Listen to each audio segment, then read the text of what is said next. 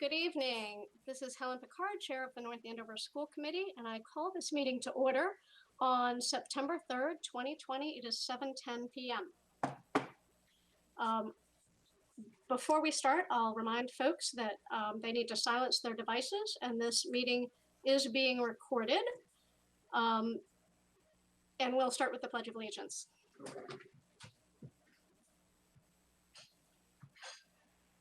I pledge allegiance to the flag of the United States of America and to the republic for which it stands, one nation, under God, indivisible, with liberty and justice for all. Thank you. So we start with our governor's order. This open meeting of the North Andover School Committee is being conducted remotely, consistent with Governor Baker's executive order of March 12, 2020, due to the current state of emergency in the Commonwealth due to the outbreak of COVID-19 virus. In order to mitigate the transmission of COVID-19 virus, we have been advised and directed by the Commonwealth to suspend public gatherings, and as such, the governor's order suspends the requirement of the open meeting law to have all meetings in a publicly accessible physical location. Further, all members of public bodies are allowed and encouraged to participate remotely. The order, which you can find posted with the agenda materials for this meeting, allows public bodies to meet entirely remotely so long as reasonable public access is afforded so that the public can follow along with deliberations of the meeting. On the agenda, it will tell you that you can watch this meeting on North Andover Cam. You can watch it on their YouTube station. You can watch it on Comcast Channel 99, and you can watch it on Verizon Channel 28. Ensuring public access does not ensure public participation unless such participation is required by law. This meeting will include public comment received via email as posted on the agenda. For this meeting, the North Andover School Committee is convening by video conference and the town's website identifying how the public may join. Please note that this meeting is being recorded and that some attendees are participating by video conference. As we turn to the first agenda item, permit me to cover some ground rules for effective and clear conduct of our business and to ensure accurate meeting minutes. I, the chair, will introduce each speaker on the agenda. After they conclude their remarks, the chair will go down the line of members, inviting each by name to provide any comment, questions, or motions. Please hold until your name is called. Please remember to mute your phone or computer when you are not speaking. Please remember to speak clearly and in a way that helps generate accurate minutes. For any response, please wait until the chair yields the floor to you and state your name before speaking. If members wish to engage, please do so through the chair, taking care to identify yourself. And finally, each vote taken in this meeting will be by roll call. So we'll start with who is present tonight. And I will call the roll call of members, starting with David Teresi. Here. Holly Vitsky-Lynch. Here. Amy Mabley. Here, present. And Andrew McDevitt. Here. And I will ask Dr. Gilligan to please introduce the folks from the administration who are at the meeting tonight. Assistant Superintendent Dr. Mealy. I'm here. Assistant Superintendent Lorene Marks. Here. Director of Technology Michael Grant. Here. Executive Director of Special Education Masi Bakuzi. Here. High School Principal Chet Jackson. Present. Town Council Suzanne Egan. Here. Athletic Director Laura Habacker. Here. And I don't think I see anyone else. Do I have everyone? Is there anyone on the call who was not identified during our roll call? And is there anybody who was called on our roll call that did not answer? Is there anybody expected to join later, Dr. Gilligan? This is it.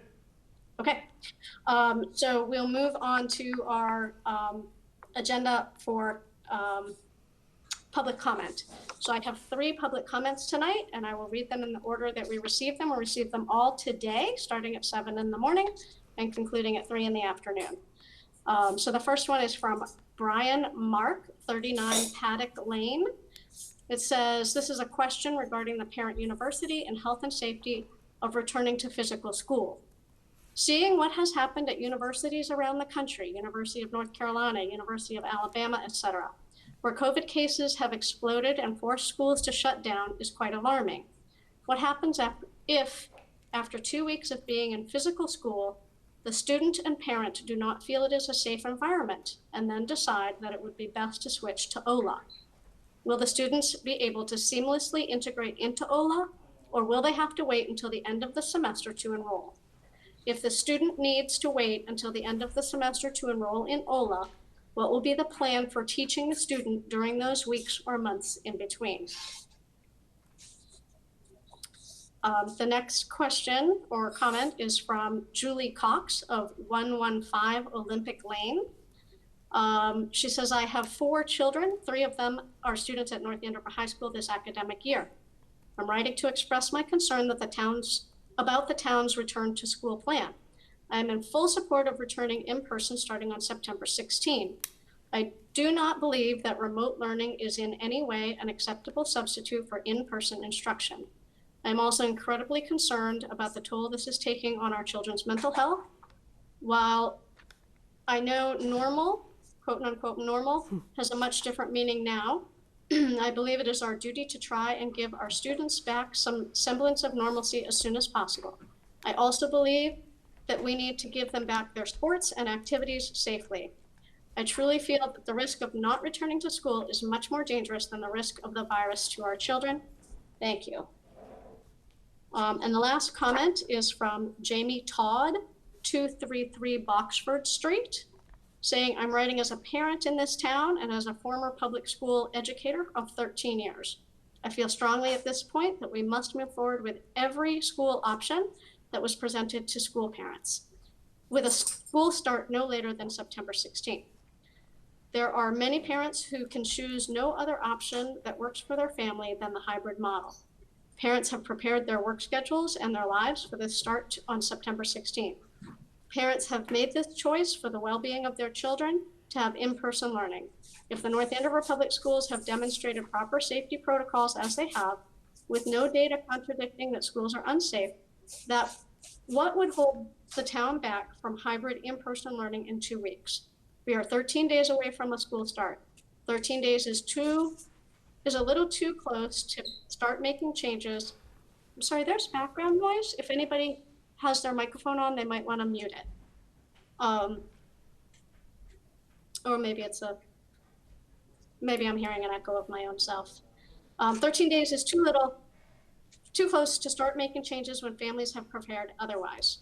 I see the constant reassurance that the town is providing, and I am confused as to what data would support not returning on September 16th start date with all current options for families.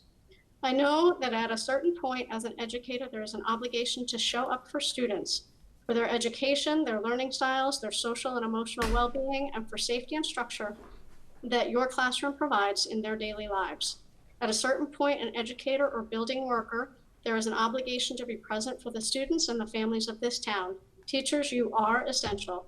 Furthermore, I think the more that we wait to send students back, and faculty, the more anticipatory anxiety will increase.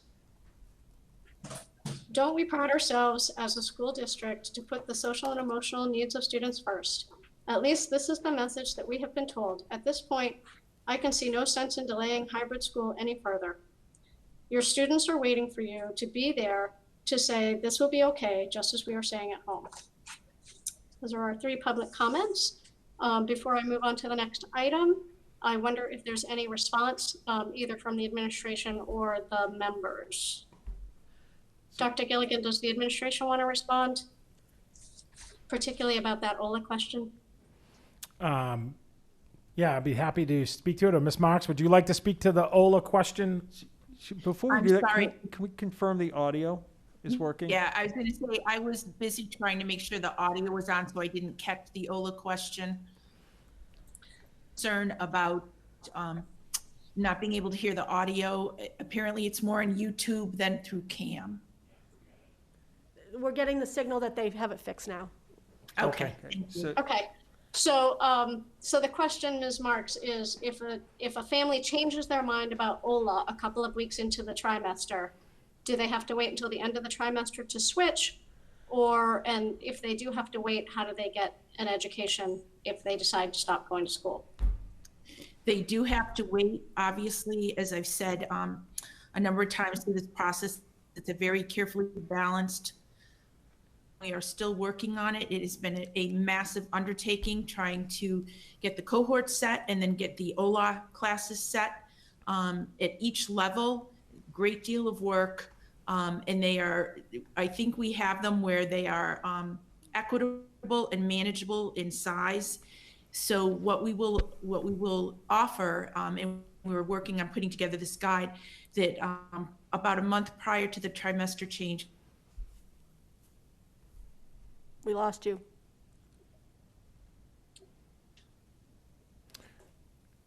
Ms. Marks, you are cutting out a little bit. So I'm gonna stop the answer there, and I'm Okay. sure that more information will be forthcoming. But it sounds like the answer is, if you choose the if you chose the hybrid model, you need to stay in there for the trimester. So is there any comment from the members at this time? Mr. Teresi? No. Ms. Lynch? No. Mr. McDevitt? Not at this time. And Ms. Mably? I'm all set, thank you. Okay, and the chair has nothing to add, so we're moving on to the consent agenda, which is the approval of minutes. And I would accept a motion to accept the minutes as presented in the packet. Madam Chair, I'll make a motion to accept the minutes from August 20th, 2020 as presented in the packet.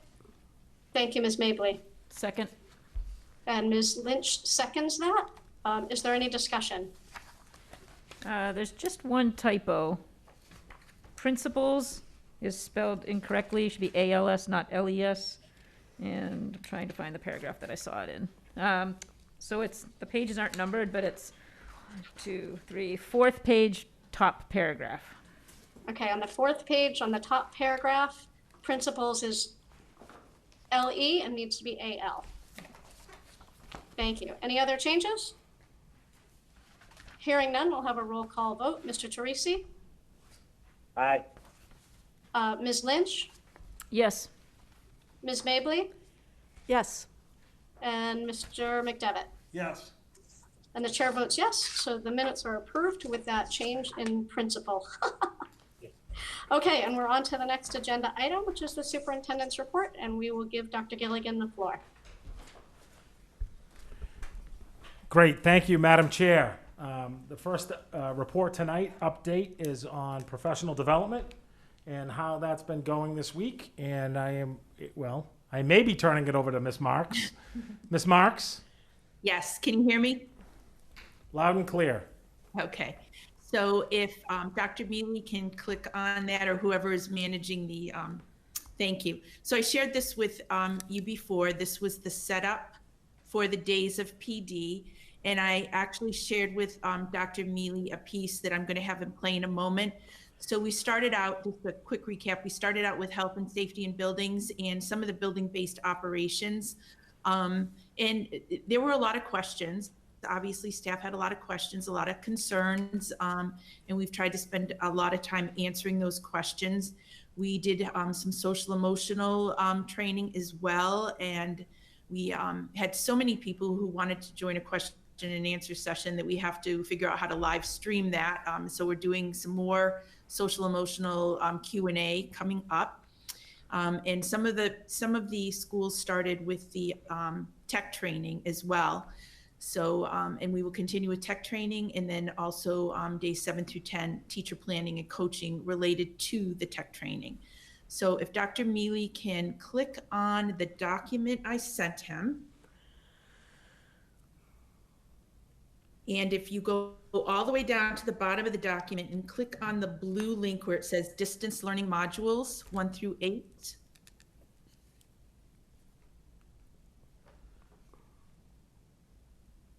And then if you click on the top of it, this is just an introduction for people as well.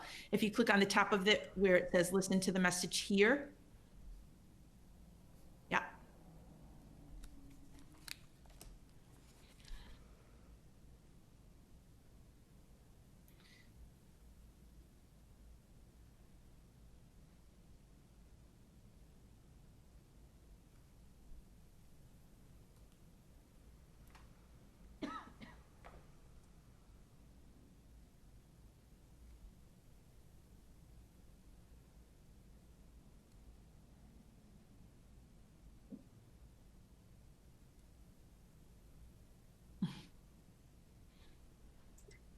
Dr. Mealy, if you stop your screen share with me, that might help you. And I'm okay.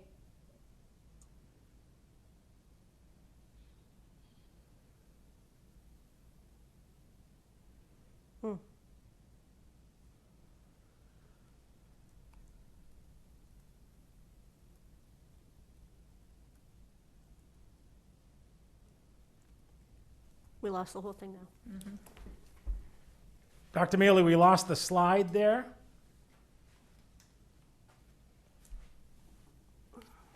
It's just spinning. Okay.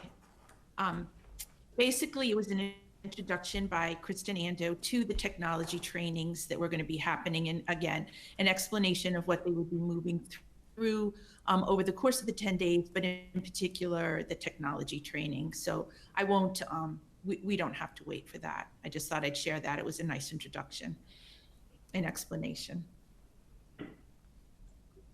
If you are able to provide that link somewhere on the website, then Sure.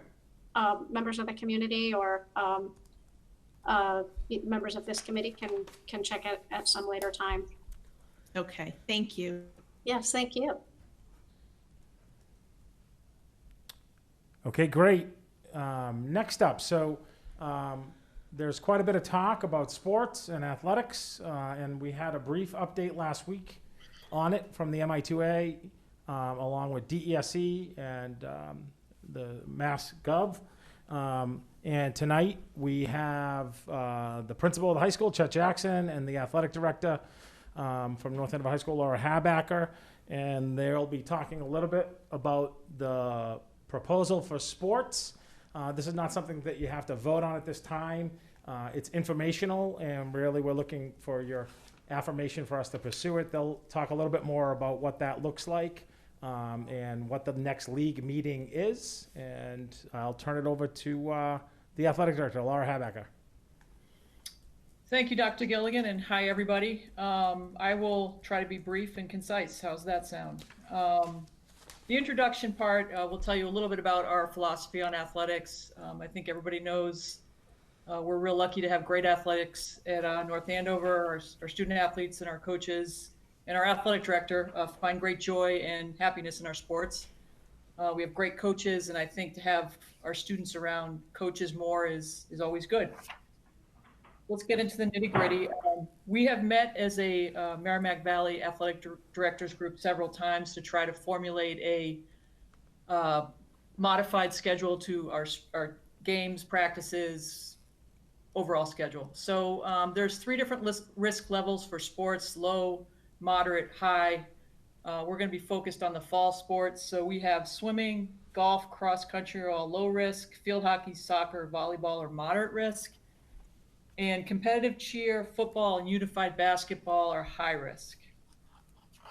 Because they are high risk, the MIAA has decided to move football, competitive cheer, and unified basketball into the slice season, third season, or fall 2, however you want to call it. Let's go into the next one here. So we have one town in our league that's in the red, and that's Lawrence. Lawrence is fully remote. Thank you, right there. They're fully remote. The other school in our league that's remote right now is Methuen, but they are not in the red, so they'll be participating. And I think that's good. Again, high-risk sports like football, competitive cheer will be moved. As of yesterday, Lawrence was still in the red. I'm not sure if they have moved, but we have not scheduled any games with them right now. So the MIA is making some rule adjustments. The sports medicine committee, our trainer, our nurses, we've reached out to people like Rick Gallant, Rick Gorman, who've run great programs in the summer, picking their brains to make sure that we're doing things the right way. With the MIA rules adjustment, there will be no fall state tournament. There will additionally be no MVC tournament. The MIA is allowing out-of-season coaching, but that's a conversation for another time. All districts are responsible for safety guidelines, and again, I feel like very confident that we'll be able to put those in place nicely. The board of directors will talk about the winter season at the end of October. And the last part of that is it is possible for a student to be able to play all 4 sports. Okay, so most of these deadlines have already been hit. We've already gone through all of them. The task force have met, the individual leagues have met. There is no date for a team to decide to opt back into sports. So if, for instance, Lawrence were to come out of the red, next week and go into a safe color, then we would absolutely add them to our schedule because it's good for everybody to be able to play. And again, the appropriate planning has been done. Okay, so what this looks like for season 1, the tryouts will start on the 18th. That'll run through the end of November. The competition, you have to wait 14 days, approximately 2 weeks before you can compete in every sport except for golf. So we wouldn't be able to compete until the 2nd. And we go as long as we can, weather permitting. Hopefully there won't be any snow. Again, boys and girls soccer, field hockey, boys golf, boys and girls cross country, girls volleyball, and girls swim would all be put in season 1. In season 2, we'd have your traditional winter sports. Season 3 would be that slice sport season with football, fall cheer, and unified basketball. Be a little chilly to start, but it'll end up nice. And then season 4 will be your traditional spring sports. Some of the challenges that we're having right now with our traditional fall sports that we're going to try to host, we're having some problems finding pools across the league. And pools have a lot of restrictions on how many people can be actually in the water, but also around the pool deck. We're trying to tackle those right now. Golf is a little bit different because it's very popular right now because people can get out and golf, and we are, trying to make sure we can get on the golf courses, but I feel confident we can do that. And the biggest adjustment we've made scheduling wise is we're going to play one school the whole week. So we'll have a Chelmsford week where we play, say, girls soccer and girls volleyball at home. We'll travel to them for boys soccer and for field hockey, and then we'll switch that on Saturday. So our games will be on Wednesdays and Saturdays. The main reason for that is to alleviate the transportation issues that we would all have because there's limited buses. And most places are remote on Wednesdays, and obviously we don't have school on Saturdays, so we can play all, start in the morning and not have to worry about daylight. Because unfortunately, we might also have to worry about mosquitoes at some point. We've also put together as a league some protocols for just game day operations, little things like where to drop off, where to pick up, the flow of people, where the bathrooms are going to be, the nitty gritty of that, and also a media protocol just to make sure that the media are following all the mask regulations, and so we can trace if they are at a game. Excuse me real quick. Could you just go back and explain something? Because you said that there were going to be games during the day on Wednesdays? No, after school Wednesdays. Okay, After school Wednesdays. I'd written the same question Wednesday morning, yeah. Okay, all right. Sorry, I may have said that. I didn't mean it. Okay, that's good. I was gonna ask the same thing. And obviously, all of this is subject to, where the virus is at that specific time, that the league and the different school districts can provide all the health and safety protocols.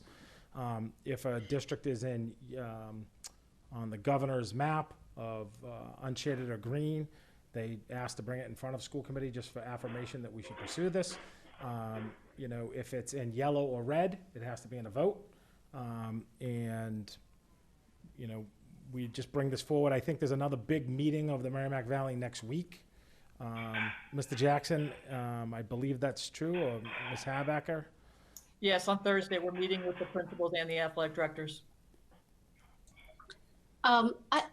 I was remiss in not going through the membership to see if they had questions for Ms. Marks before we moved on. So I would just pause here and see if we have any questions either for Ms. Marks or for Ms. Habacher at this time for the members. Mr. Teresi? Thank you, Madam Chair. Just a couple quick questions. So I know you said games. How about practices? How often? Will it be inside? Will it be inside or outside? How will that work? We're going to try to keep all the outside sports outside. I think if we have a rain day, we would be very reluctant to bring them inside. Volleyball will be an inside sport. Honestly, if we have a rain out on a Wednesday, I don't think we'll make it up. And how often are practices? Every We're day? going to try to do the 6 days a week, including 2 game days. We would take Sundays off, but if we forecast that it's going to be crappy on a Monday, we would probably cancel. And just out of curiosity, how many of our coaches, or maybe percentage, ballpark it for me, are also teachers in the district? Wow. The varsity coaches, I would say 80%. 80%? Yeah. Okay. Madam Chair, can I have a question for Dr. Gilligan? Yes, please. Dr. Gilligan, do you think there's a little inconsistency when we're only going to go, the kids are going to school 2 days a week, but yet we're going to allow them to play sports up to 6 days a week? Do you think there's an inconsistency there? Well, that's why I bring this to the committee. This is what's been put forth in the Commonwealth. So you have these 4 seasons that have been brought forward to everybody. And it's really that affirmation to look and see. But, it does present challenges, David, around transportation, facilities, and what time we may close school buildings and have access to that because of cleaning. So I'm looking forward to more information next week.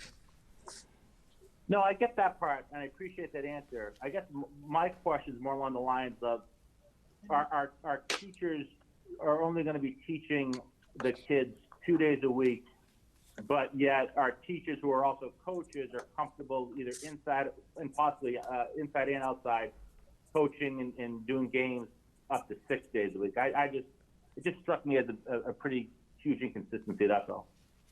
Yeah, I would just add that, teachers would be teaching 5 days.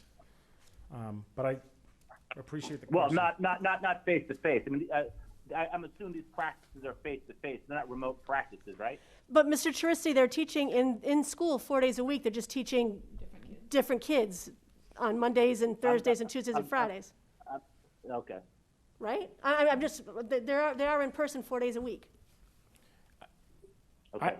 And I would say that at this time, the MI2A they're still developing sport-specific guidelines, rule modifications. I'd be interested to see what the next update is from the league meeting. I know they have September dates, but I think that, Mr. Jackson, when is the next meeting? Next Thursday. Oh, next Thursday. Sorry. Yes, next Thursday. Okay, let's. Thank you, Madam Chair. You're welcome. Did you have anything else, Mr. Tracy? No, thank you very much. Okay, so I'll go on to Ms. Lynch. Yes, I just had a question. The OLA kids, are they allowed to participate in sports as well? Yes. Thank you. And Ms. Mably? I know the gigantic document that came out earlier, there was stuff about fans and whether or not you're going to allow, how the spectators, has that all been resolved or is that still being discussed? Yes, both. So there's a stadium capacity number of 50 that you're only allowed to have an enclosed stadium, which would be our wall stadium. What we want to do is have 25 fans from each team. So basically 1 fan per student athlete. In the gym, any indoor venue, we would not be able to have fans based on capacity numbers. And then some of our, like the upper turf or the grass soccer field is not a stadium. We'll ask for social distancing, masks, and all that, but there is not a number on that. All right, so the field, like you're saying, the JV soccer field, for instance, you could have more than 25 with social distancing is what you just said. Is that right? Correct. Okay. Thanks. I think that Anything was else, Ms. Mably? it. That's all for now. Thank you. Okay, and Mr. McDevitt? Nothing right now. Okay, I do have a couple of questions. If the district were to be fully remote for any reason, would sports have to stop, or how would that impact sports? We would not have to stop per the MIAA unless we go red. So if we're going remote because we're red, then yes, we would have to stop. Okay, that makes sense. If we, Ms. Picard, I would just add, if we had to stop because of the virus, and school had to go remote as a result. The commissioner has said school committee would have to vote if we were in yellow or red. And B, I think much of this, as we move forward here, there are a lot of procedures and processes to look at with that. Okay, thank you. And I'm sorry, I probably should know this, but I don't. You said we couldn't play against the Lawrence Lancers. Is that also true that we couldn't play against Central Catholic, or do we not play against Central Catholic? We do play against Central Catholic, and if they remain red, we would not play them. Okay. And am I correct that the pools that we've previously used have been in Lawrence? No, we swim at the Y in Andover, North Andover, Y, and we compete at Greater Lawrence Tech, which is in Andover. Oh, okay. Okay. So Greater Lawrence Tech is in Andover. I kind of forgot that. I just was keeping the word Lawrence in that name. My final question is, if you are not already, or a comment, I guess, if you are not already talking with NACAM, I hope that you will talk to them about live streaming any sports that are happening, if that's allowed. Yeah, 100%. Yeah. They're our friends. Good. Oh, they're everybody's friends. We're so fortunate in North Andover. Okay, so we will move on. Dr. Gilligan, with your report, which looks like we're on technology, unless you have something to insert in between. No, I'd add Mike Grant has a technology update. I think one of the things he's going to talk about tonight is, one of the main goals was to have a technology device for any student in need, and that's what we've been promoting all summer. And I know that Mike is pretty excited that at this point it looks like, we may be able to, it looks like, we will be able to be one-to-one and give a device to everybody, which, has some more specifics to it. Mike's going to be sending out a letter tomorrow, but I'm not going to steal all Mike's thunder. I'll turn it over to Mike for the tech update.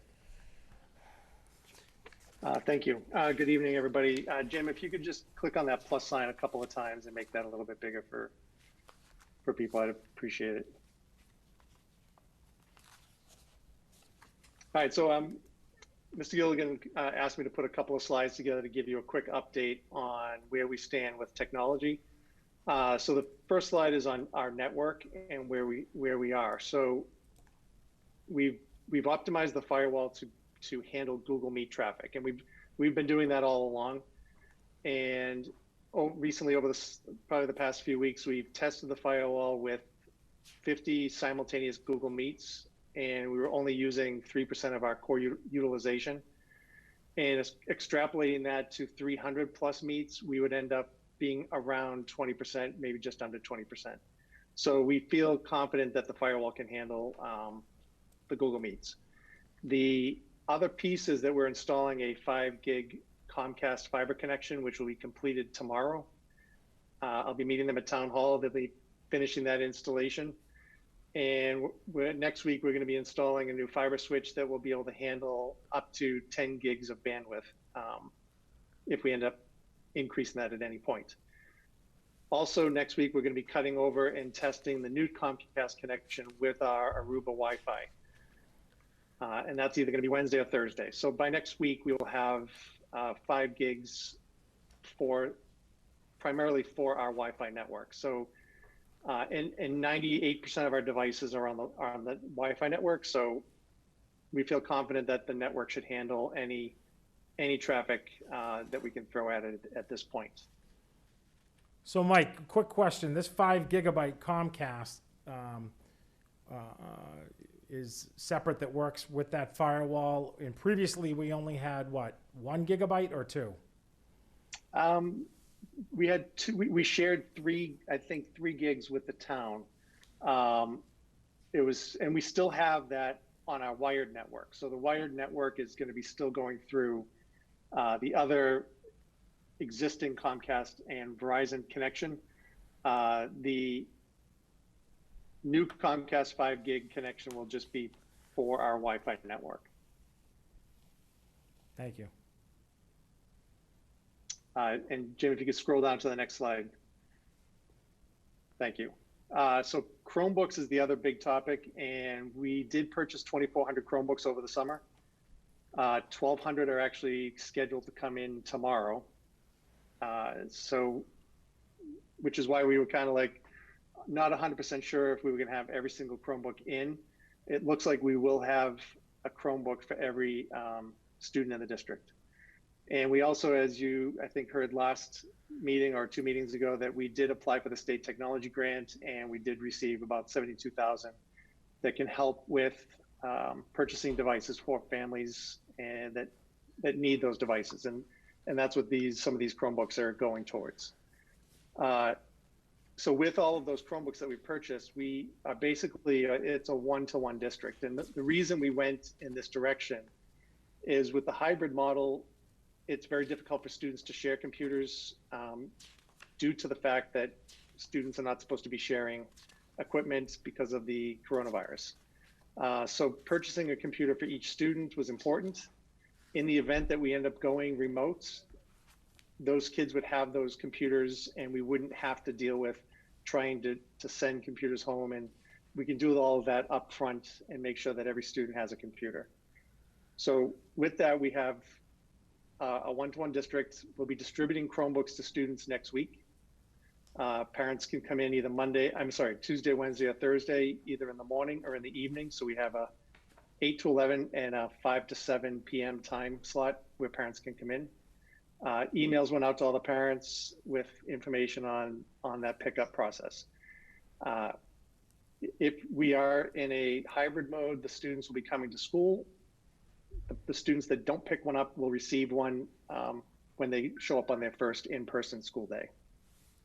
And we are still waiting on some families to return the ones that they borrowed in the spring. So we're still reaching out to them and reminding them to try to drop those off. Can you remind us why that's important? Because we do still need to use those. We will clean them. We have to re-inventory them, put a new asset tag on them, and then we were going to be using those for students in the fall. So we do still need those returned.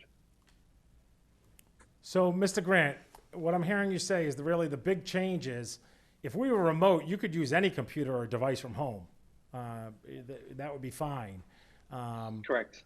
You know, the challenge would be, and why when you go to a one-to-one environment, is typically when you're in school, we have carts with Chromebooks that kids use.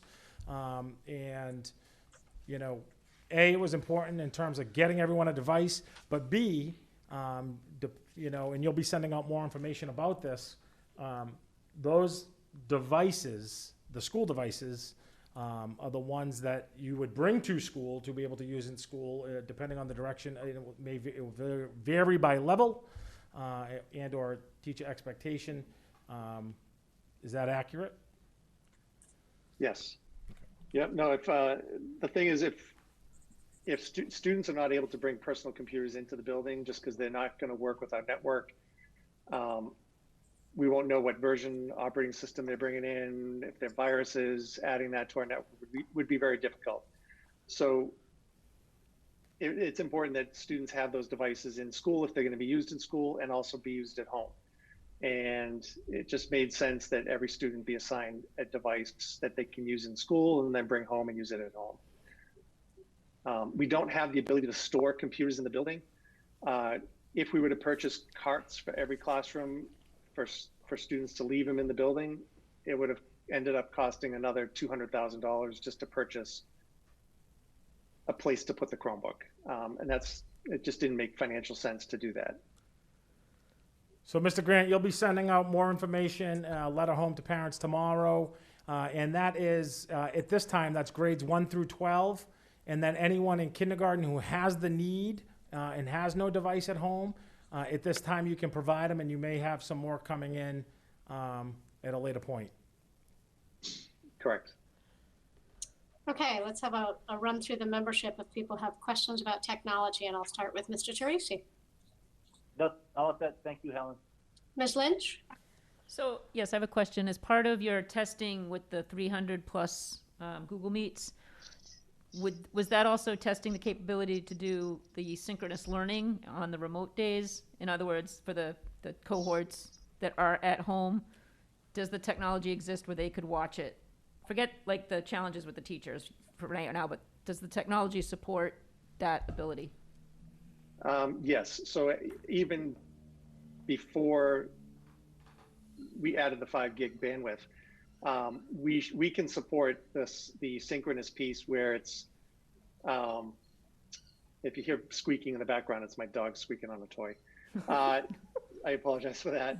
So even before the 5 gig bandwidth was added, we can live stream a classroom because it doesn't take up a lot of bandwidth. So just that one-way live stream.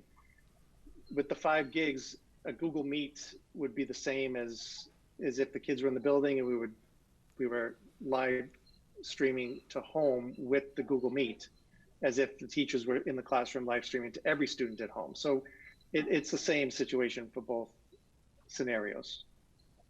Thank you. I'm just going to ask a clarifier. So if you wanted two-way,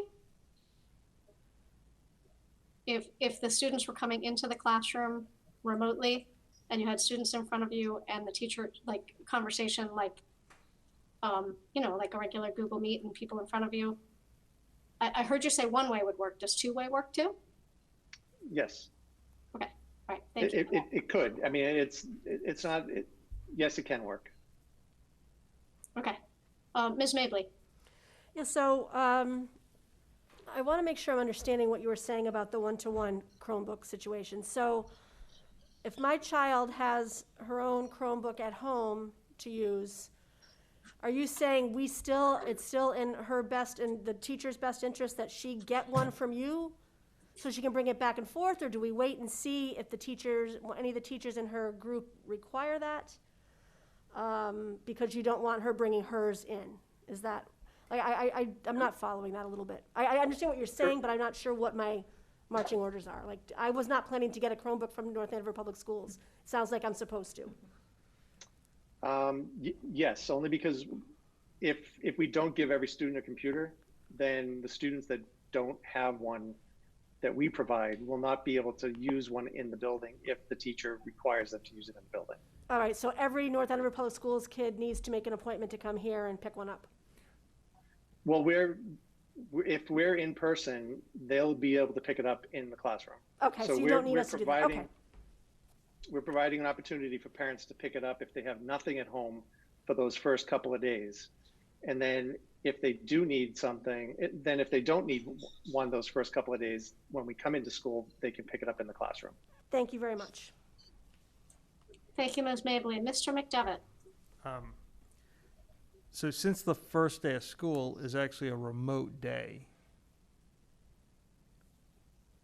they all need to have some form of access, correct? Correct. Which is why we have the 3 days of pickup for parents that have nothing. So a parent or a student could use their own personal computer for that first couple of days while they're home, and then when they come into school, they'll get their assigned Chromebook. Because the issue is you don't want our personal computers coming into the network at the school. Correct. So to be really clear, your own computers from home have never worked at the school with the Wi-Fi and the configuration. And, one of the challenges with going one-to-one is you may have 1,000 people that do not want a Chromebook, but due to we're in a pandemic and not sharing devices and having that ability to do so, we are going to give every kid a device, and we couldn't say it. Actually, Mike, maybe tonight was a little early. I thought they were in tonight. I guess they're coming tomorrow, and he's been tracking it very closely. So you'll have a plan to get everyone a device early with the pickup, and that was for folks in need. And then at this point, we will have them building-based to be given out to kids, and anyone in need could get one prior to, Got it. and some other things that we're possibly be able to get them out to folks. I'm going to stress quickly, Dr. Gilligan, that we really put that messaging out there, because I've sat in an awful lot of meetings with you, and as I know Mrs. Mabley has as well, and we were not planning on picking up a computer because we have them at home, and we're anticipating that we would be able to bring ours in and utilize them. So a very clear communication needs to go out to the community. I think it's great that we have the opportunity for that, and, you know, I think with utilizing Google Drive, it makes a sharing of things, you know, very seamless, because you can go from one computer to the other Right. at your home. But I do think a lot of people are not anticipating that coming in. Mr. McDevitt, I would agree. And in fact, districts have been backed up with these orders all the way until December. And we will get that message out. Thank you. Yep. The other thing that you mentioned, Mr. Grant, was, you know, you've tested the speed of this. And I just kind of want to throw this out, you know, and I'm thinking of Kittredge because it's the school that I know most intimately. You know, let's just say there's 20 classrooms that are in there. On that Wednesday, from the bandwidth coming out of those 20 classes, we're now going to conceivably 300 different homes. And there's interaction coming back and forth from those students back into the building where that teacher is from a technology perspective. Have we tested that? Yes, I mean, the Google Meets that we tested, even though we were doing it internally, the traffic goes outside of our network and comes back in through, it goes to Google servers and then it has to come back. So all of the testing that we've done has been using our internal and our bandwidth. So I'm not concerned about that. I think with the additional bandwidth and testing our firewall and making sure that the Google Meet traffic has been optimized, I think we should be able to handle that. Okay, because then we're going to go quickly to the high school, and I'm just going to throw out there, and I'll keep the numbers round. But there's, let's say, 60 classes that are happening at any given time, and there's probably more than that, but we'll keep it at 60. That's going out to 1,400 homes that are there. Mm-hmm. And I understand that you think that we're able to support that, but now I'm thinking of, I can't even imagine the number of children, homes, and locations that are utilizing Google Classroom across the country. So what do we have from Google that basically shows that they're able to handle this as well? Because I know professionally I use Teams, I use Zoom, I use WebEx, and all of those have had outage throughout the summer. Yeah, I think just the fact that we've used it in the spring for the most part. I know probably not to the extent that we're going to be using it now. I hope not. But Google is a massive company that has data centers all over the world, that if one goes down, just another one will pick up the slack. I know Zoom is a much smaller company and was impacted recently with the colleges all kind of jumping on at the same time. So I just think Google has the capacity to handle this just with their massive scale. So I don't think that that's an issue. The thing too is the biggest piece I think that we need to make sure people understand is that our network infrastructure, our bandwidth, our Wi-Fi is all pretty solid. And I think with the 5 gigs and what we've made changes to this summer should make it even more robust. The biggest bottleneck now, I think, is going to be individual students' computers. So every student has a Chromebook. If they're at home and they're streaming 25 live videos into their home, so their little computer is going to need to handle that. So we recommend, and as you can see here in our Google Meet, that some people's cameras are off. The addition of having every single person's camera on basically taxes the Chromebooks. So the student experience at home would be better if they have an image or a picture of themselves instead of the letter like L or S. And when they are in a classroom, that their cameras are off until they're either called on or they're speaking. I know it's not ideal, but it's just the nature of this situation. When you have 25 cameras all on at once and your little Chromebook is trying to manage that, it's not going to be an ideal experience. So the most important piece is the voice. I mean, I can turn my camera off and it's not going to really impact the presentation or what I'm doing. You still see my face there. You still hear me talking. You're just not getting distracted by the stuff behind me or what's going on in the background. So that's the big point I think people need to understand, is that these little Chromebooks and even teacher Macs and PCs and Chromebooks have a hard time handling all the video at the same time. It's not the network, but it's a function of the computer itself. So, Mr. Grant, I'm going to challenge you on that one, because I'm thinking of a teacher right now who is going to be presenting on Wednesday to 20 children at their homes. And if all I see is M and L and S and your face, I can't tell who's actually sitting in front of the computer. I can't tell who is crying because they don't understand the lesson. I can't understand which kid is, or which student I should say, has their phone out and is playing a game.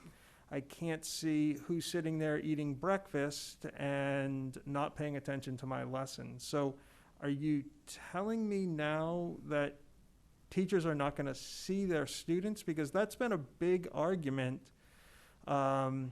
for the remote piece, is that, you know, teachers would be able to see their students without their masks on. I would say they could try the Google Meets with the cameras on, and if it works, great.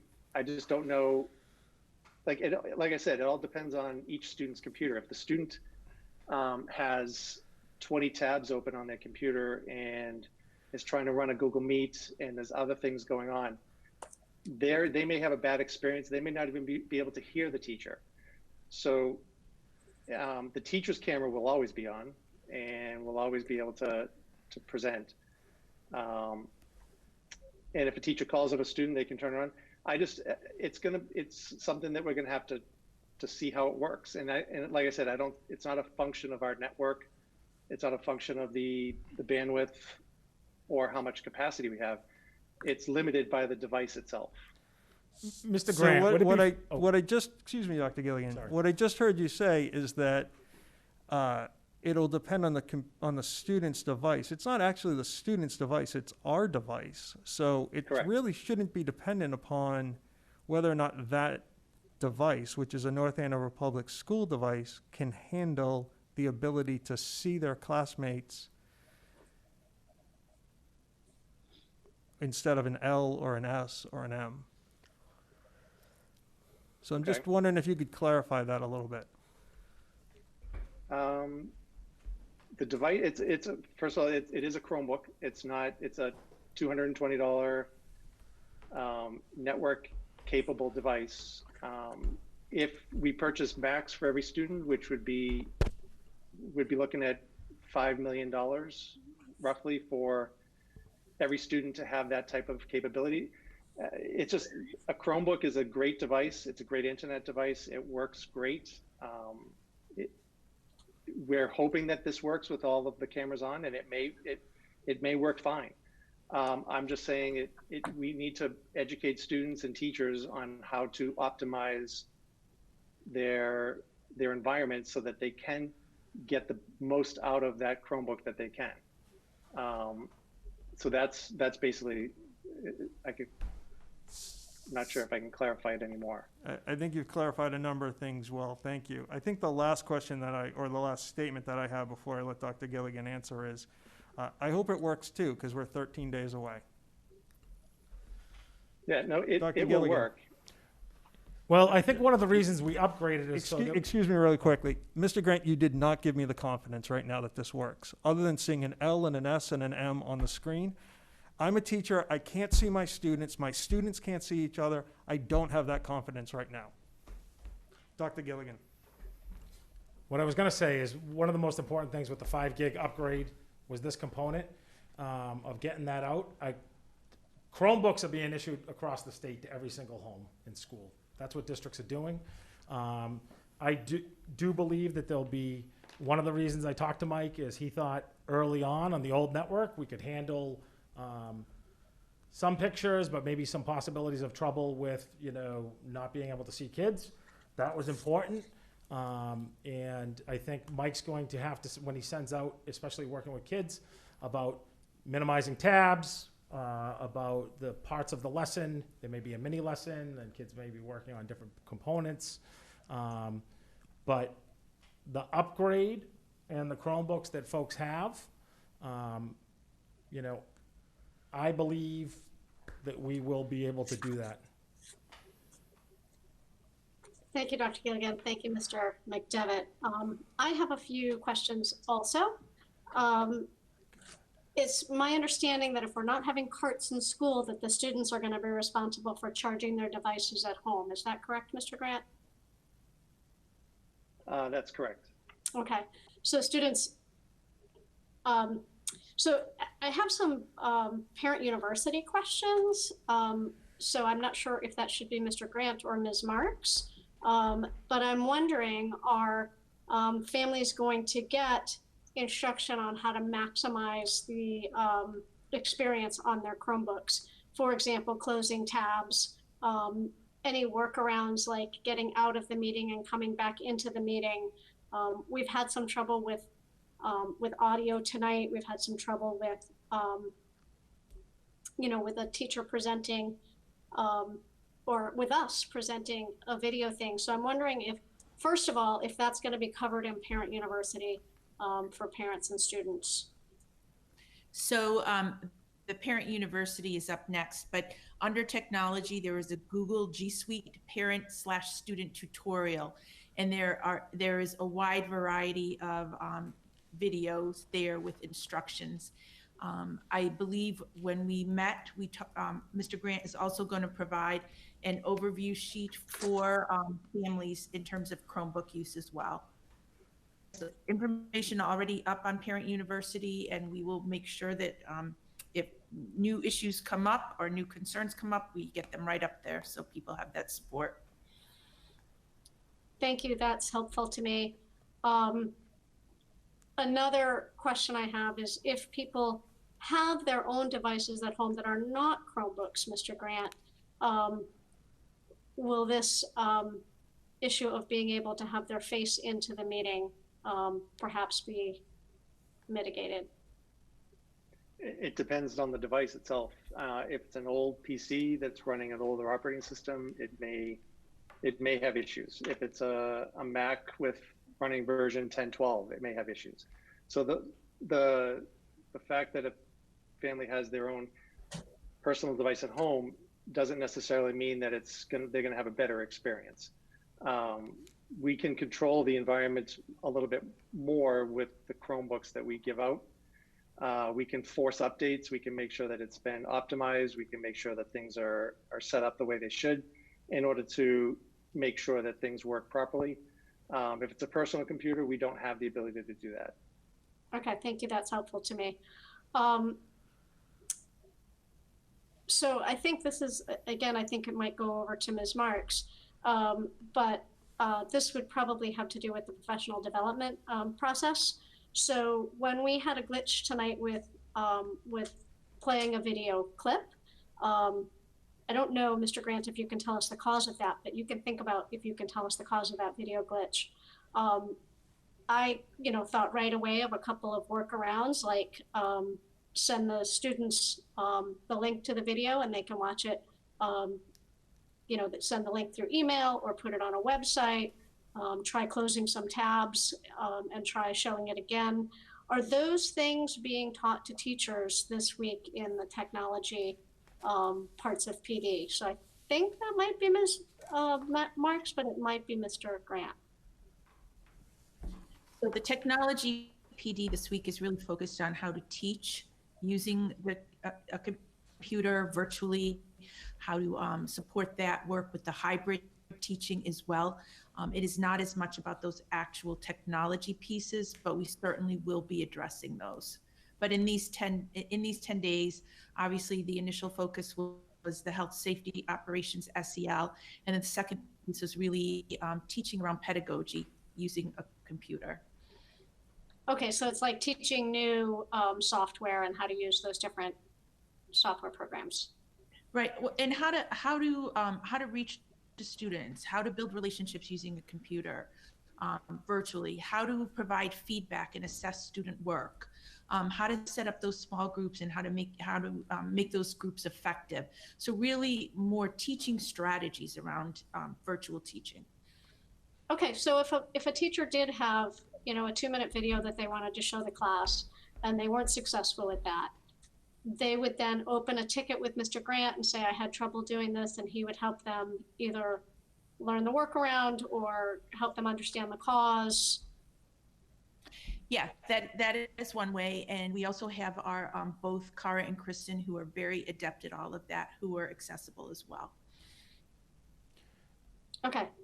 And then I'm curious to know if there's an intention with in-person teaching that those be lower tech days. I'm particularly thinking about, our younger students carrying back and forth their Chromebook on the bus on a rainy day.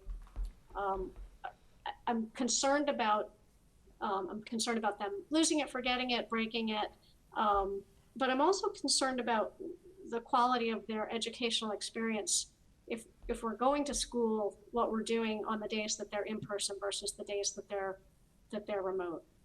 Yes, so at the elementary level, our curriculum team has developed a sample schedule, and the days that the students are in person are not technology based. So the programs that I've mentioned, and if the little video had worked, you would have seen at the end of that for our elementary teachers, beyond those, the technology trainings that I just mentioned, we talked about Lexia, ST Math, Mystery Science, all of those things.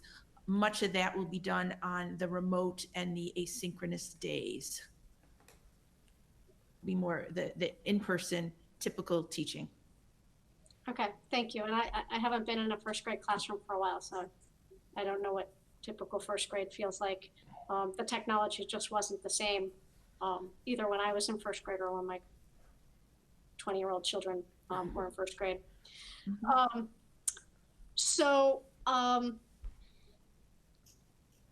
Is a Chromebook capable, Mr. Grant, of doing both present and seeing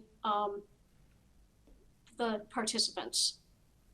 Can you open when I'm on my PC, I open 2 Chrome windows, and one of them I have whatever I'm presenting, and on one of them I have the faces of the people that I'm working with.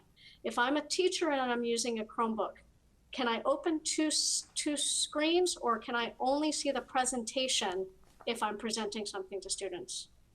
You can have 2 screens open at the same time. Okay, I think it would be very, very helpful to teach teachers how to do that, because it will be very difficult for them to see students if they don't know how to do that. And I think that's probably all the one final question, which I know the answer to, I just want to hear you say it again. If parents have tech trouble, what do they do? So it was in the parent university, we had put in a slideshow. If they are having difficulty logging in or they can't get on their computer, we will have a number they can call in, and somebody will be answering that phone between 8 a.m. and 9 a.m. in the morning. And if they have any other issues, they can submit tickets using, there's about 3 different ways to submit a ticket. So through Clever, or just go to help.nak12.com. Okay, thank you. I knew that answer. I just love to hear you say it over and over because I think it's a great feature. And I want to congratulate you and thank you for ordering those Chromebooks so early so that we're not backed up in getting our one-to-one program going. Okay, Dr. Gilligan, do you have the next thing? Yeah, I would just like to say, Mike, thank you. I appreciate the upgrades. And I think we are well positioned as any district in the Commonwealth, with Chromebook distribution and be able to do that. I think the next update is, let's see here. I have too many tabs open. North Andover Parent University. My document says staffing update. Was that removed? If you just delete it, it'll fix it. I just did that. Oh, look like someone, oh, yeah, parent university right now, and then I'll hit staffing, all right, Ms. Picard? Okay, great. Okay, so I had mentioned last week at the school committee meeting that we would be releasing our parent university early this week, which we did. Very excited to do so. So I'm not gonna play, I know I played a clip last time, I won't play a clip this time, but Dr. Mealy, if you could scroll down a little bit.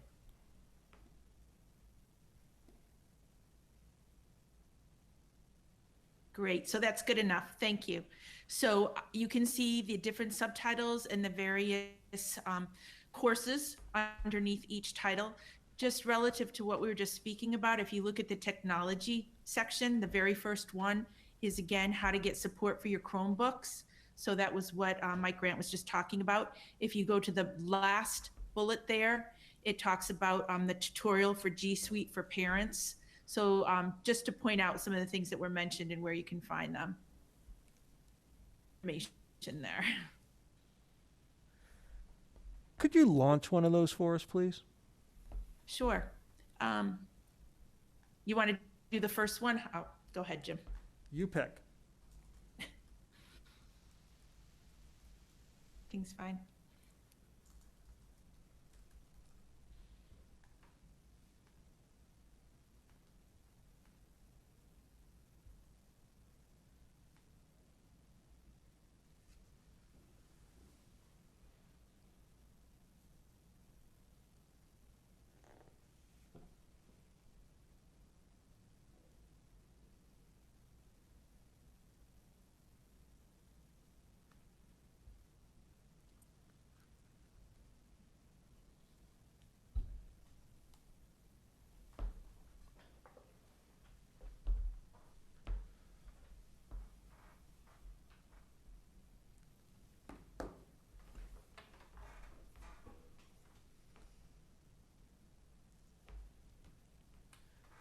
Is there sound to this? Jim's muted and he's sharing, maybe that's why. Yeah.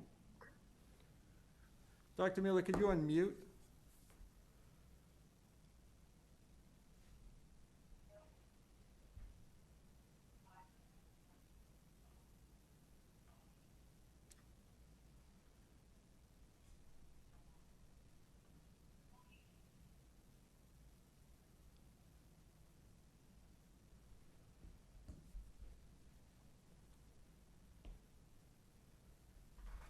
If there's sound, Dr. Mealy, we can't hear it in the room. Yeah.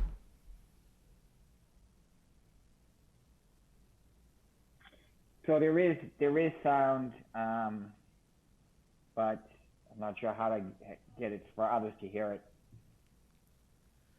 I think it's important, Dr. Mealy's not here tonight, he's home, and he's the one presenting. So he's presenting off of a home network. Back into us, yeah. tonight. Back into ours. And then we're presenting this to, let me count, 1, 2, 3, 4, 5, 6, 7 students or participants. Is that correct? I believe we have that many on the piece. Okay. So, Mr. Grant, is there anything you could tell Dr. Mealy that could help him here?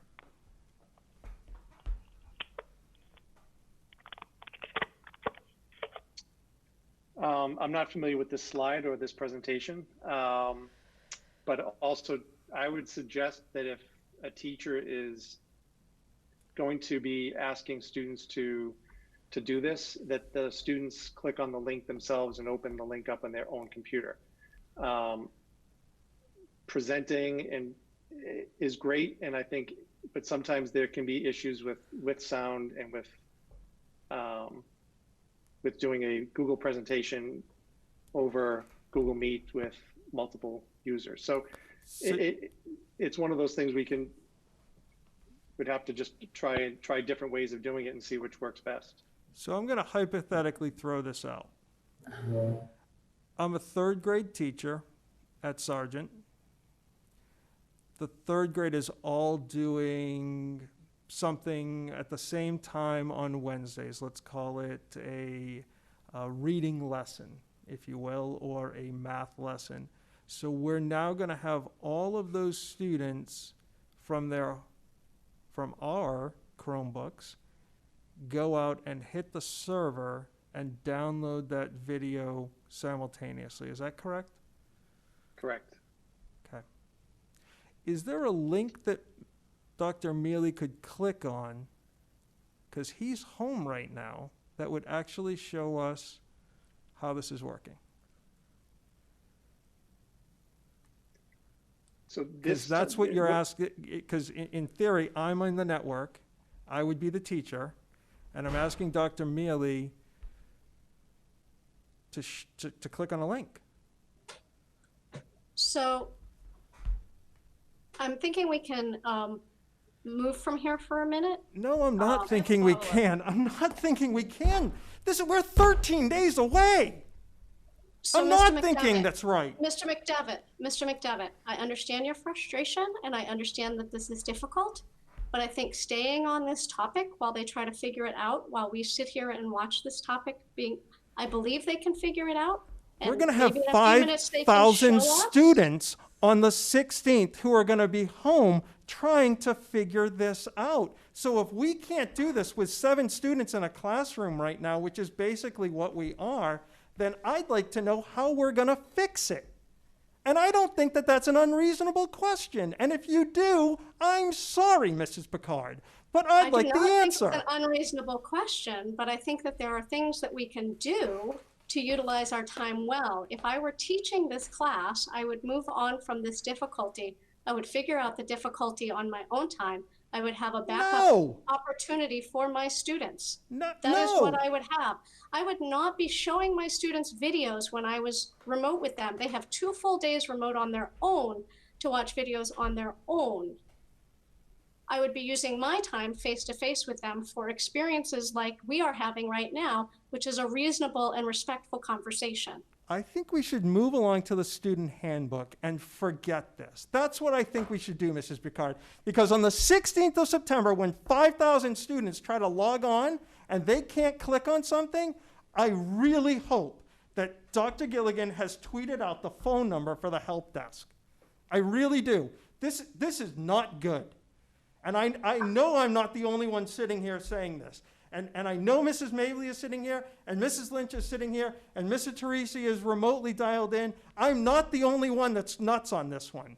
And you can think that I'm, no, I am not suggesting that. I am suggesting that we can get a staffing update and that we can get a facilities update. And we can, if we get through those things, we can get through the chair's report. And at some point tonight, we may find out how they can present this. Okay, I will not vote to adjourn until I see something presented tonight. Thank you. I accept that. Ms. Picard, I have a follow-up question to that. It's really quick. Yes. I thought I heard, and correct me if I'm wrong, that part of the problem was because Jim was at home presenting that. So if Jim were in the building or a school, Mr. Grant, does that make it easier? I'm thinking particularly of the Wednesdays when the teachers are, whether they're home or in the building. Is there an advantage to them presenting from the building on our network? No, there's no real advantage to being in one place or another. That particular video that he was trying to present was more intended for students to do on their own, not to be presented. Like, they need to actually physically move things on that particular example. So it may not have been the best example to choose. But it wouldn't have mattered where the person is located. Okay, thank you. Dr. Gilligan, how would you like to proceed? Do you want Ms. Marks to continue with other aspects of the parent university? Ms. Marks, do you have any other comments on that? No, I was going to say the same thing that Mr. Grant just said. The parent university is for people to go directly to those links, so it wouldn't be a presented sort of situation.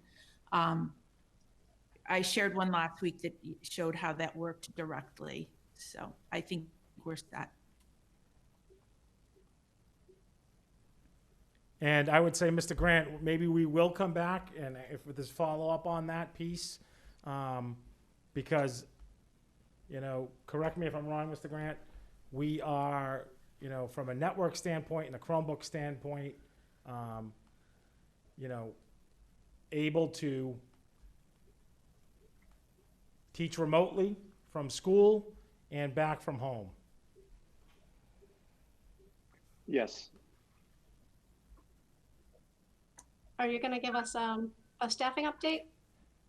Yep, staffing update. So, you know, as I think folks know, we have about 14.2% students, almost close to 700 that are on the online academy.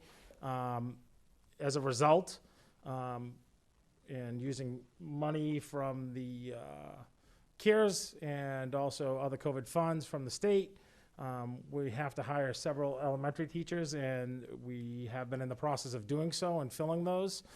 We also have several leaves at this time that we're filling, and I would commend Mr. Landry on the work that he's been doing along with the principals to get these filled.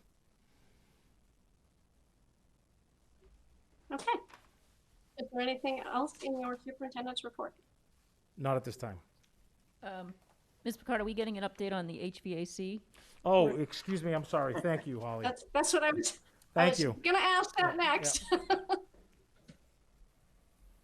So yes, we had TRC presented this morning to us and the presidents of the North Andover Teachers Association. The findings they had for the first two aspects, if you recall, there are three aspects to this report. There's the HVAC systems, there's the air quality, and then there's the cleaning protocols and the effectiveness of those. So they presented on the HVAC systems testing that they did in evaluation and the air quality testing. The findings are that the buildings meet industry standards, and those are the ASHRAE standards regarding the ventilation systems and the air quality. So that was good. All our systems were above what they needed to be above or below what they needed to be below, depending on the measurement. And the presentation is just the initial findings so that we know where we're standing. And the final report will be made available by Tuesday for those two aspects, again, the ventilation systems and the air quality. The cleaning protocols and the testing of that have to take place once the buildings start opening up and we get some activity in there, and in between cleanings we can test. So that will be happening as we open up. So the recommendations that they made regarding our systems were included increasing the outdoor air ventilation. You know, a lot of people have talked about that. When it's warm enough or before winter sets in, we can certainly open windows to do so. We can disable our demand controlled energy recovery ventilation and run our systems more than we do now. So I was thinking about it after they spoke and was thinking that our energy efficiency, both literally and figuratively, will be going out the window during this year. They also recommended something we had already been in the process of doing, which is maximizing the quality of the air filters that we have. We kind of already had done that over the years. People hear a lot about MERS 13, but not all of our systems can handle that. So they recommend that we put the most efficient or most effective filter that our system will allow. What else? They did talk about putting in air purifiers into rooms like the nurse's room and the waiting room for if anybody is showing symptoms, in any smaller rooms that might not have windows, and we were already doing that.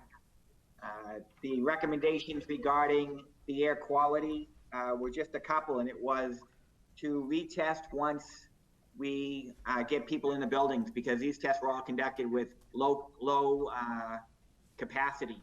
And so while they don't doubt that they'll still meet the industry standards, they want to retest once we start getting people in the buildings. And also to maximize the time between cleaning. So recommend when we're doing our sanitizing that we do so when there's enough time between the time we finish and people are coming into the rooms. And like I said, the report will be ready. Those two parts of the report will be ready by Tuesday, and the cleaning testing will be taking place as we get back into the building. But overall, they said that our buildings meet the standards and are safe. Okay, do we have questions from committee members, starting with Mr. Teresi? So the buildings are safe.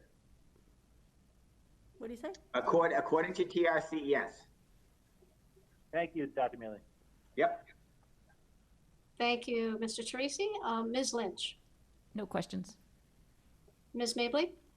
No questions. I appreciate having this information back, and it's very encouraging. Thank you. Mr. McDevitt? A couple. Will the report be put online on Tuesday? So yeah, what will happen is the presentation that they gave will be made available by tomorrow online, and then once we receive the report, it will be available online. Okay. I think it would be helpful, Dr. Gilligan, if you tweeted that out so people had access to that.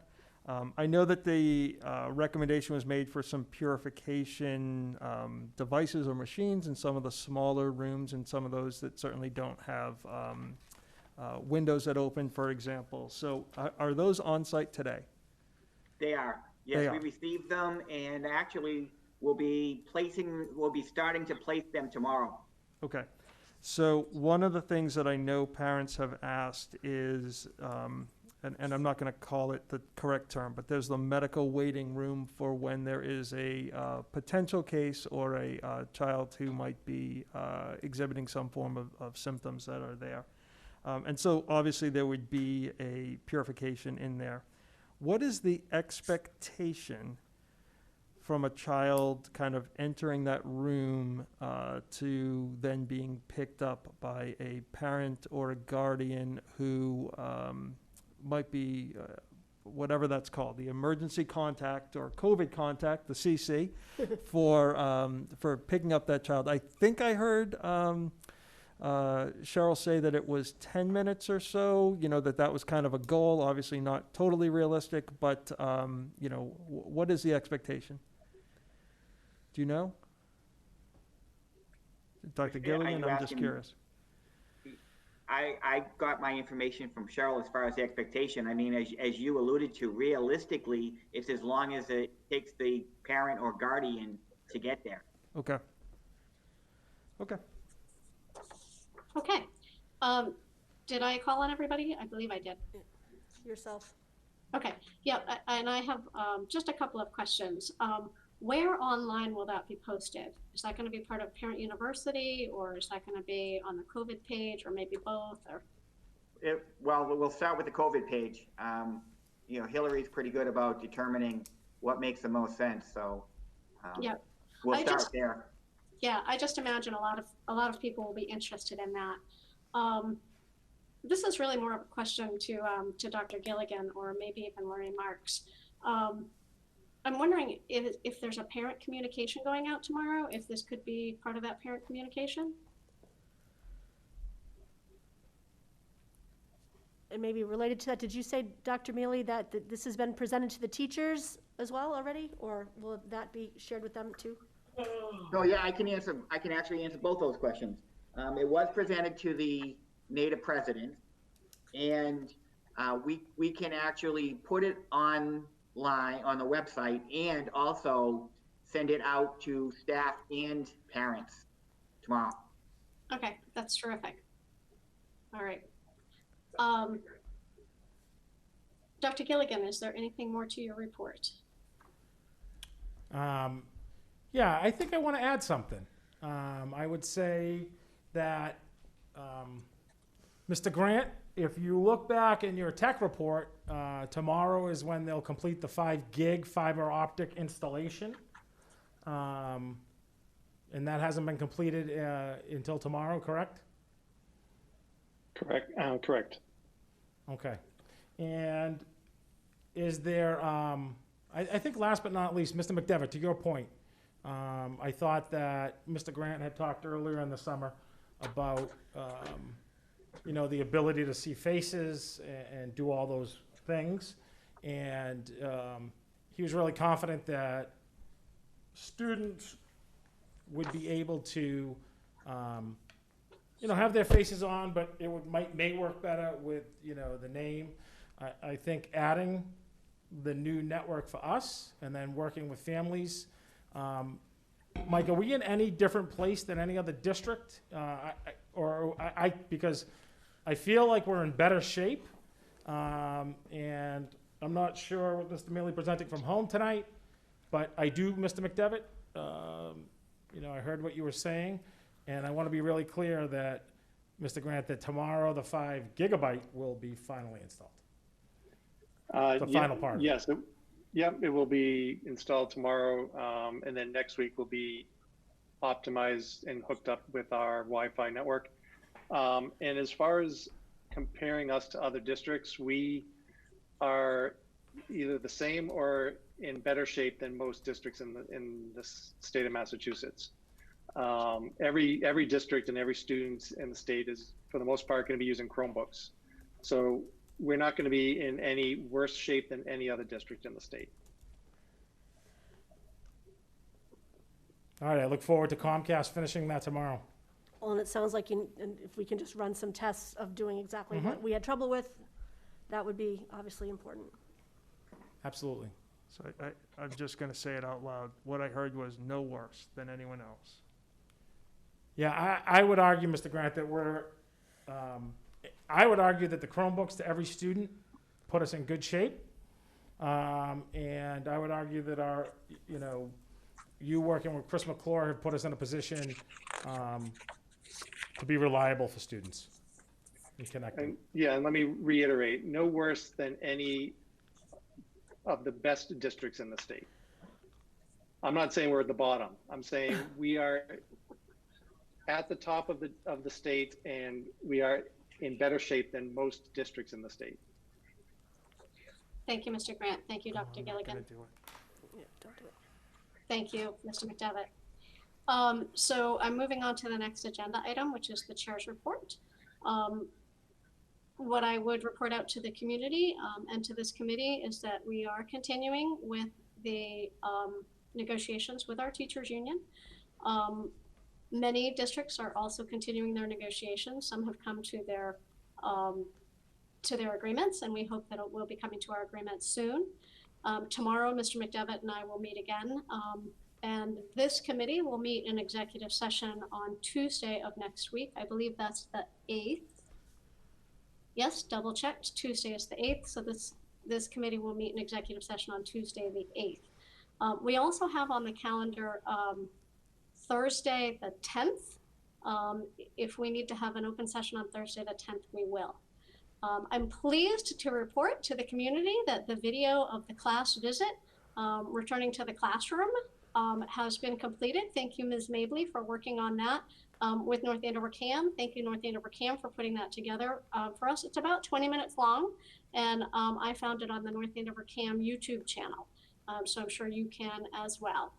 I also posted it on my Facebook page, and I believe it's going to be on the parent university as well. So that's a tool that It's on the parents can 2020 browse. homepage, the 2020 returns homepage too.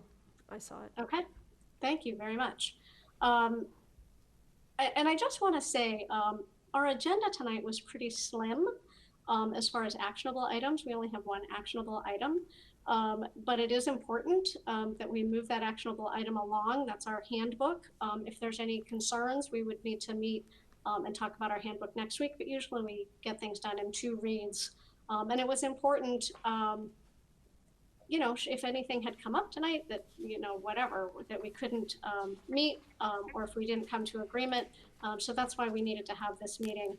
And it's also really important, even though they're not actionable items, that we're hearing these updates from the superintendent and things that need to be addressed, things that are being addressed, things that feel like they're in good shape. It's important that we as committee members learn those things, even when it's difficult and even when it's a little bit ugly. So I appreciate people making time once again to meet, and I'll look forward to seeing all of you on Tuesday of next week and perhaps on Thursday of next week. Executive sessions are not broadcast, but open sessions are. So that's all I have on the chair's report, and we'll move on to old business, which is the second reading and approval of the student handbook. And I'd like to turn to Attorney Egan because she made some changes at our request. So we'll get an update from Attorney Egan. Yes, thank you. I have made the changes. After our last meeting, there were a couple of issues that were discussed with regard to the student handbook, and I'll run through those changes that were made. One of the first issue that we can deal with is on page 52, and that's regarding the section for student discipline at the high school level. There has been a discussion for a number of years about the fact that bullying, harassment have been included in all of the infraction levels. And so what we have done this year is we have changed that to make it that the bullying and harassment infraction will be at the highest level, a level 5 infraction. And the consequences will be as a level 5, but also we've added language that it will be up to the principal's discretion if the circumstances warrant to impose penalties that are less than a level 5 infraction. That takes out some of the the repetitiveness of the handbook. And also in the same section, that's Article 4, Section 3F, regarding student searches, there was also a question regarding student searches and whether or not a parent would be notified before a student was searched and whether there was a requirement under the law for any type of warrant or student search. I have added language to the student handbook referring to the Supreme Court case, which essentially provides that in a school setting, school personnel have the authority to conduct on the basis of a reasonable suspicion, have the authority to conduct a search of a student regarding after considering the totality of the circumstances. And the reason for this is because the courts recognize that it's the school's personnel's responsibility to keep the school environment safe and to also keep the students safe. So there is no legal requirement to notify a parent before a search is conducted. And so that language is included in the student handbook. Could that be broadcast, please?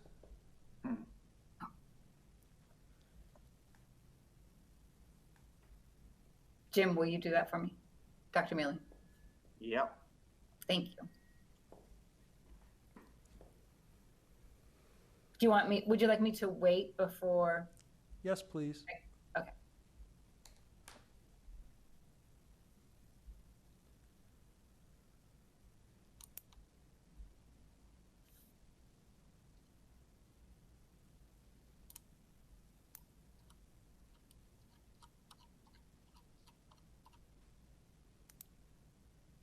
Page 61. 61? 61, yes. It's taken a while to load for some reason. I just had I the think it's same probably- problem on my My, laptop. yeah. I didn't know if it was my Can't scroll too network. fast or it flicks out. Well, it goes to like the 3rd page and then.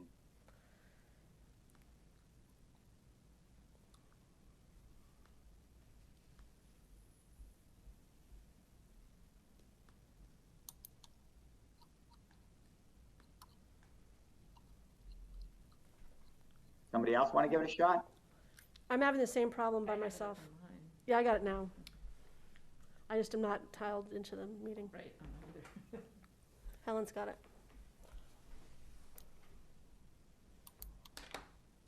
Are you going to share, Helen? Yep. I'm presenting now. Okay. Can folks see it? Yep. We can. All right, we're on page 61, or do you want me to be on page 62? Well, I went to it's 61, at the bottom of 61 to 62. Yeah. Okay.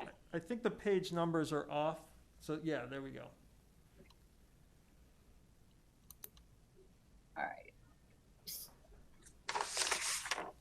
Okay, so before the language, whoops, Sorry about that. I'm just trying to figure out what's going on. Go ahead. okay, so essentially, the language states, I can explain it to you. It says essentially that the students still have the guaranteed right to be free from an unreasonable search of their property that's under the 4th and the 15th, or sorry, the 4th and the 14th Amendment of the Constitution. However, in the school environment, the courts have recognized that there's a special need for an immediate response to behavior that threatens either the safety of the school children, teachers, or the educational process itself. And I can add a little bit to this. There are a number of cases, particularly one case decided by the Supreme Court, that has made this determination that due to this particular environment, as long as there is a reasonable suspicion, and that reasonable suspicion has to be based on the totality of the circumstances, the type of evidence that the school personnel that may come up, that they're searching for, and that the search is limited in scope to the purpose for which it is undertaken. Also, that it's not excessively intrusive given the nature of the violation or the threat.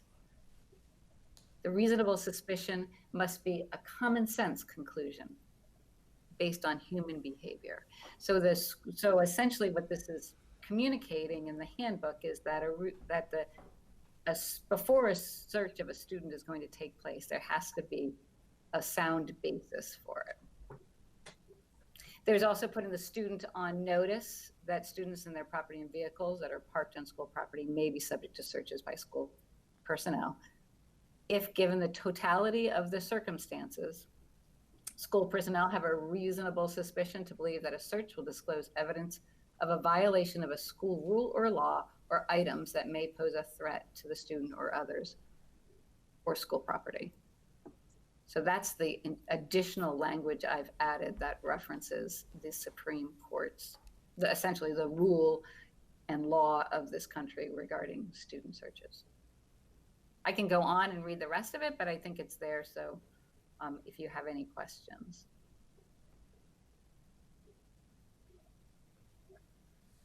So we'll go through the membership. Mr. Teresi, do you have any questions? No question, Ms. Picard. Thank you. Ms. Lynch, do you have any questions? No. Ms. Mably? I do not. Mr. McDevitt? I do. On page 42, could you present that, please?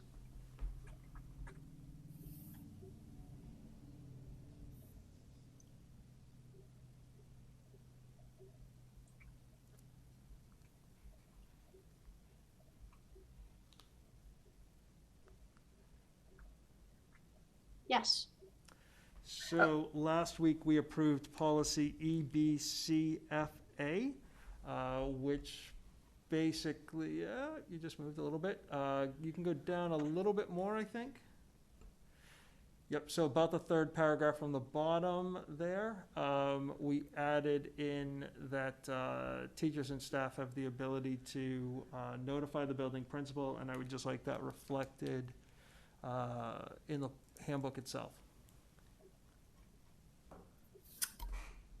Yes, absolutely. And you did, I was about to go to the face covering change in the policy, because there's also been one additional change to the face covering, and that is on the recommendation of Cheryl Barzak that we include information regarding the CDC guidelines, which is up. If you scroll up, I believe we will see it. I can just explain it to you. Essentially what it says is that the CDC guidelines recommend that what type of face covering people should wear, that your nose and mouth should be covered, the face covering should allow you to breathe, it should be 2 layers of breathable material, and that it should fit snugly against the sides of your face, and there should be no gaps. So we did add that language for the... Can you direct me where I'll find that language? I'm sorry. Second paragraph. Oh, here it is, CDC guidance. Yeah. Okay. The individual may be excused from the No, that's per CDC guidance. It's up higher. Second paragraph on 42, Helen. Oh, here it is. I think Okay, it's the second to the third to last paragraph. and you want me to go down to the third to last paragraph? Scroll Oh, no, down. I'm sorry. Did you find it? No, scroll Yeah, down. we did.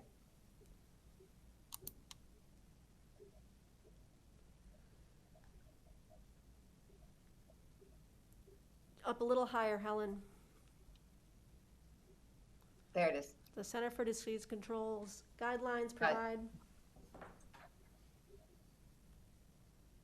It's the second full paragraph shown on the screen.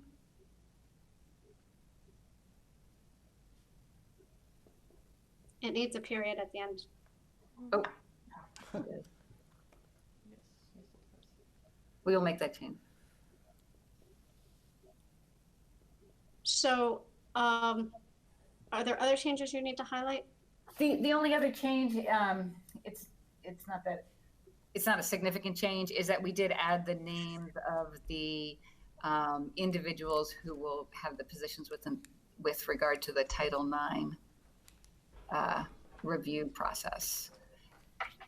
And would you like me to show that on the screen? Does anybody give me a page number for that? I would I love to believe see it's it. 19 or 21. I think it's page 21. I will check on my own screen first. Looks like the bottom of 19. Bottom of 19. Yes, Yep, that's it where it goes from 19 to 20. And those, so what we have in the student handbook are the individuals who take on those roles under the Title IX grievance procedures. The name, the title, and their contact information is in the student handbook for each of the different decision makers. And that's the Title IX coordinator, the investigators. There's an individual for each school building. And then there's a decision maker, an appeal officer, and an informal resolution facilitator. Each of those people are named with their title and contact information. Okay. So are there any questions for Ms. Egan after what's been presented? Okay. Hearing none, I would accept a motion to approve the handbook? Or do we need to wait? Well, we'll have the discussion, so I'd like a motion. So moved. I'll move that we Thank you, Ms. accept Lynch. the handbook as presented in the packet. With the amendments With that the we- adjustments, With the adjustments and amendments that we suggested. thank you, Ms. Lynch. And Do I I'll have a second. Okay, so moved by Ms. Lynch, seconded by Ms. Mably. Is there further discussion? Hearing none, are we ready for a roll call vote, starting with Mr. Teresi? Aye. Ms. Lynch? Yes. Ms. Mably? Yes. Mr. McDevitt? No. Okay, and the chair votes yes.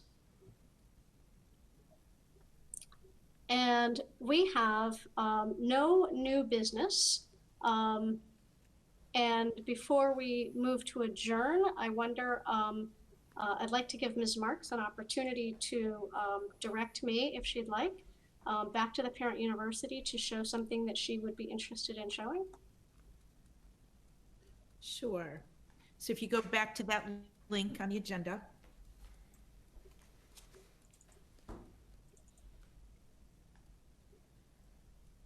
Yes? How about if we go to supporting learning at home? Yes? And if you click on the last one, it's called Establishing a Routine with a Visual Schedule. This is one of our BCBAs talking about how to help set up that routine at home with younger kids. All right, let's see if this can be done.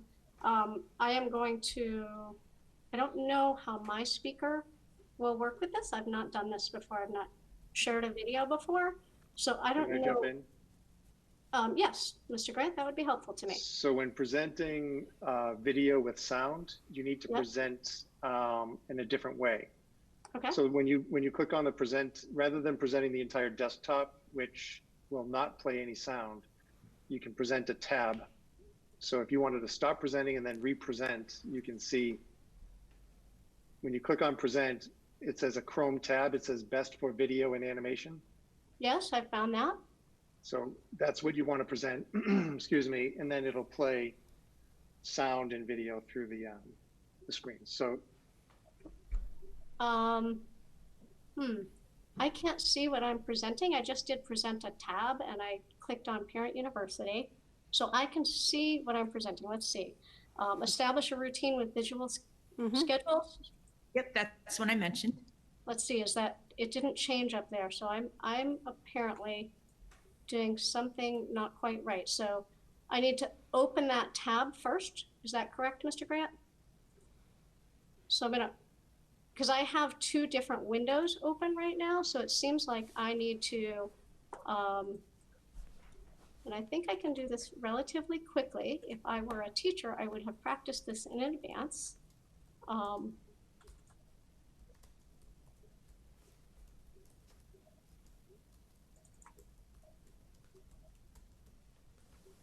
Establishing a visual routine. Okay, now let's see what happens.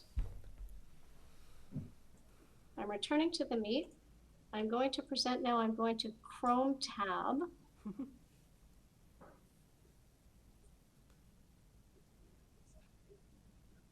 Oh, I have that open in two different places. Please bear with me. I am closing a different window. I thank you all for your patience as I learn a new skill. Parent University. Are you seeing Parent University? Yep. Do you see that can you see the video in front of you now? Nope. You cannot. We saw it before when you. Right. How about now? Do you see it now? No, No, okay. you just see the web page. You see the web page. All right, well, I'll go back to the web page. Do you see the video now? Nope.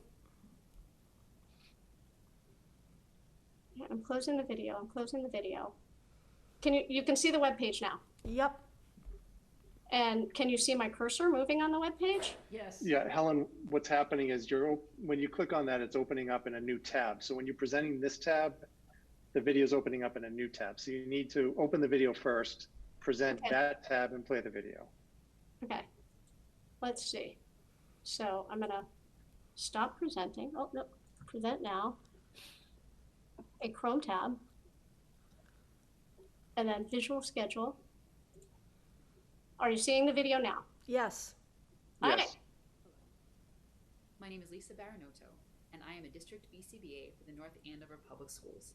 Are you getting sound? Today, I would Yes. like to talk to you about creating a visual schedule.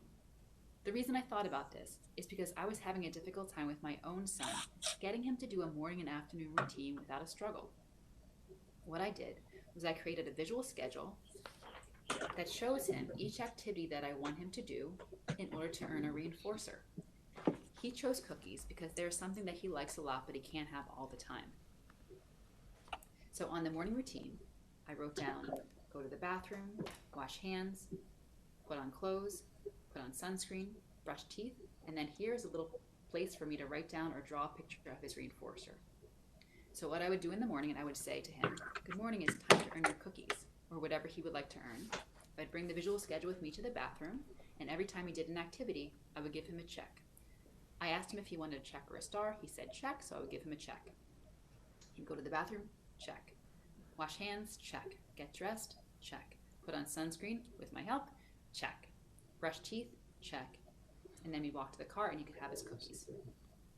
In the beginning, I had to prompt him and to remind him what he was working for and to prompt him through the activities. But after a little while, I would bring the schedule, and every morning he would do it, and I would give him a little check, and he knew if he wanted to earn his cookies, he had to do each activity. I also did one for his afternoon routine as well. So in the afternoon, he comes home, he has to go to the bathroom, wash his hands, eat dinner, take a bath with help, get into his pajamas, and then he can earn his reinforcer again. Same thing. I would show the visual schedule to him, and every time he did his activity, I would give him a little check. Now, it was important for him to know that he couldn't have his cookies or he couldn't have his reinforcer unless he did all the activities. And it was important for me to also show him his schedule so that he knew exactly what he was working for and exactly what he was supposed to do. Now, you might want to use a few less activities or more activities, or obviously choose a different reinforcer and make sure it's something that your child will really work for. And if 5 activities are too many, you can even do 1. So first 1 activity, and then you can have your cookies, you can have your TV if you're having a hard time getting compliance in the morning or in the afternoon or throughout the day. Eventually, he got to know that was his routine in the morning. He just knew. I would wake him up and he would say, cookies? I would say, yes. If you want cookies, you have to do your routine. You have to go to the bathroom, you have to wash your hands, get dressed, put on sunscreen, brush your teeth, and then you can have your cookies. And it made our morning and afternoon a lot easier because he knew what his activity schedule was supposed to be, and I knew what his routine was supposed to be. And if he kept asking for cookies or for TV, he knew that he couldn't have them unless he did his activity. It wasn't a question anymore. So now, I don't need to use the visual schedule so much anymore. I just tell him, if you want your cookies, you need to do your activity. And he doesn't fight it anymore. He knows he needs to do these things in order to get what he wants. It's made our morning routine and our afternoon routine a lot smoother. It's helped me to realize what we need to do in the morning and the afternoon has become much more consistent with us. He knows, we know. He knows when he can use reinforcer. It's made a lot less of a struggle. And I hope that it works for you too.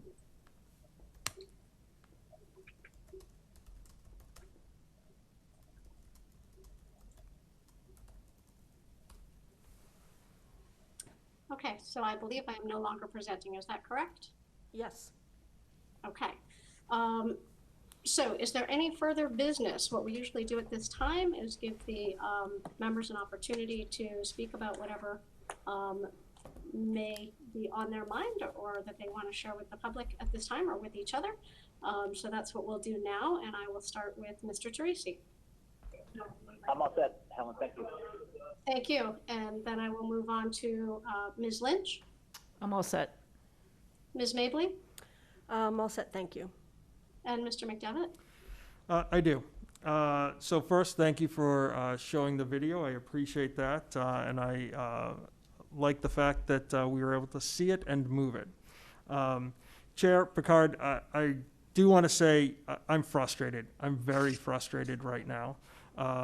And I understand you're trying to move conversation along, and that my tone was probably not necessarily appropriate, but I am very frustrated with where we are right now. And so I do apologize to you, but I will say, that I am not going to entertain a motion to adjourn. I'm going to move that we move into executive session. Okay, so I have a motion to go into an executive session, and I wonder if I have a second to that motion. I'll second. So it was moved by Mr. McDevitt and seconded by Ms. Mabley. I don't mean to interrupt, but there has to be a particular purpose noted for an executive session. I just want to make sure that Sure. the committee is compliant with the open meeting law. Absolutely. To continue regarding negotiations with the North Andover Teacher Association. Okay, so the motion is to continue conversation with regard to the North Andover Teachers Association negotiations. So it was moved by Mr. McDevitt and seconded by Ms. Mabley. Is there any discussion? Hearing none, we'll go through a roll call vote. Mr. Teresi. No. And Ms. Lynch. Yes. Ms. Mabley. Yes. Mr. McDevitt. Yes. And the chair votes yes. So the open meeting, I might need some help with this. The open meeting ends at 9:05 and then we start the executive session. We return to executive session, not to return to open meeting. Is that correct? Correct. Okay. So for the minutes, this open meeting is over at 9:05 and we are going back to executive session. So those of us who are remote need to join through the other link. Thank you, Dr. Gilligan and your staff for presenting and being with us tonight. And if you can have folks who would be involved in the negotiations stick around, that will be helpful to us as well. So thank you very much. 9:05. Thank you all.